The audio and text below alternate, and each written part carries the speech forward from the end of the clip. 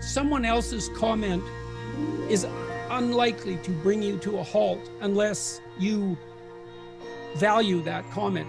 So imagine you're going to pursue a goal, but you're full of doubts. And so 40% of you is doubts and 60% of you is pursuing the goal. And then 5 or 6 people object, and they object using the doubts. That's going to be really hard.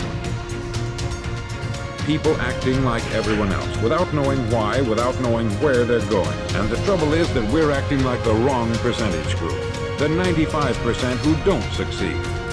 Now, why do these people conform? Well, they don't know, really. These people believe that their lives are shaped by circumstances, by things that happen to them, by exterior forces. They're outer-directed people.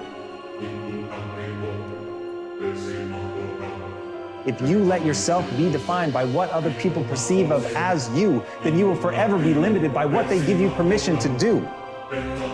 And I don't know about you, but when I was a kid, I said, when I'm an adult, I will never be told what to do again. I will never be held back by somebody else. I will define myself. I will figure out what I need to do, and I will do it. And at the end of the day, that is it. My goals drive my behavior. I am not held back by what other people think about me, no matter how intoxicating it is to be loved. You have to decide what you want more. Do you want to be you, or do you want to be someone else's reflection of you? And we've all had experiences where we were working on something, and we knew it was possible, and we did those things that were necessary to bring it into reality. We took the responsibility to make it happen. Other people couldn't see it. A lot of people didn't believe it. You were attacked, you were criticized. People were opposing it, but you kept on doing it. It was hard, it was rough, it was difficult, but to you, it was worth it. And eventually you got to a level you know, then nothing stopped me now. I'm on the move. I'm on the move. But if people can see you, if you have the image of someone who's in charge, in control of your life, your future, your destiny, in control of the situation, if they see that, that kind of image is powerful. It helps to win the day. It attracts other people. People want to be around people that are in control, that are powerful, but they know how to use their power. Influential, but they know how to use their influence. That kind of image is important. An excellent spirit does not work because people are watching. It doesn't work because it will be known. Excellence comes from a spirit, an attitude on the inside. An excellent spirit is a spirit of what? Integrity. Excellence produces trust. Why? Because people watch what you say and to see if it equals what you do before they trust you. If a man is working toward a predetermined goal and knows where he's going, that man is a success. If he's not doing that, he's a failure. Success is the progressive realization of a worthy ideal. Grow your mindset. Which mindset do you have? Answer these questions about intelligence. Read each statement and decide whether you mostly agree with it or disagree with it. 1.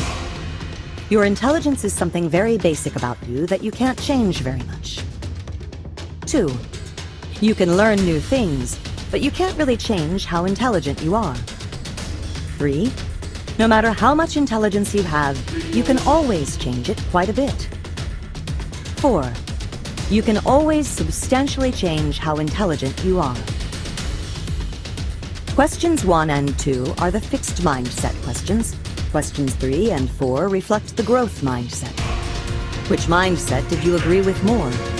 You can be a mixture, but most people lean toward one or the other. You also have beliefs about other abilities.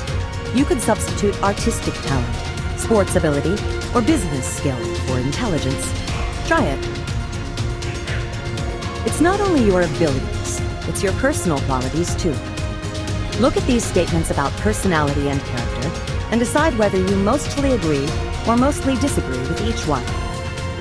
1. You are a certain kind of person, and there is not much that can be done to really change that. 2. No matter what kind of person you are, you can always change substantially. 3. You can do things differently, but the important parts of who you are can't really be changed. 4. You can always change basic things about the kind of person you are. Here, questions 1 and 3 are the fixed mindset questions, and questions 2 and 4 reflect the growth mindset. Which did you agree with more? Did it differ from your intelligence mindset? It can. Your intelligence mindset comes into play when situations involve mental ability. Your personality mindset comes into play in situations that involve your personal qualities. For example, how dependable, cooperative, caring, or socially skilled you are.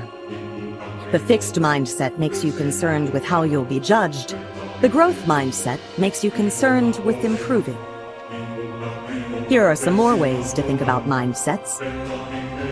Think about someone you know who is steeped in the fixed mindset. Think about how they're always trying to prove themselves and how they're super sensitive about being wrong or making mistakes. Did you ever wonder why they were this way? Are you this way?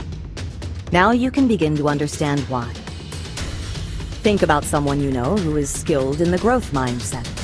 Someone who understands that important qualities can be cultivated. Think about the ways they confront obstacles. Think about the things they do to stretch themselves. What are some ways you might like to change or stretch yourself?